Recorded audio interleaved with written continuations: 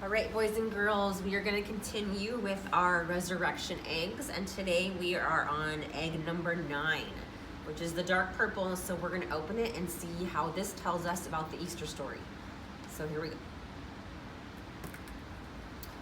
It is a spear. Okay, a spear was a weapon that they used in Bible times many years ago. It has a sharp point on the end. And we're going to find out what this has to do with the Easter story.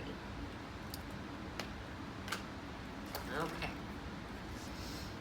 2 robbers were crucified with Jesus, one on each side of him on a cross. When the soldiers came to check the 3 men, Jesus had already died. Just to make sure, though, one of the soldiers stabbed Jesus in the side with a spear. It is sad to think that Jesus died, and that he died in such a cruel way. But remember that Jesus gave up his life because of his love for the sinners, all sinners.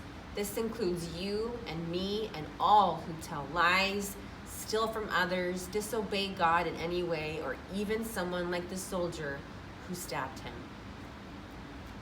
Okay, and we're going to read from our Benjamin's box, and this one has to do with the dice and the spear. Benjamin watched as soldiers gambled for Jesus' clothes. He tried to shut his ears to their cruel remarks. Finally, he forced himself to look up. Benjamin looked into Jesus' eyes and saw such sorrow and pain that it cut to his heart.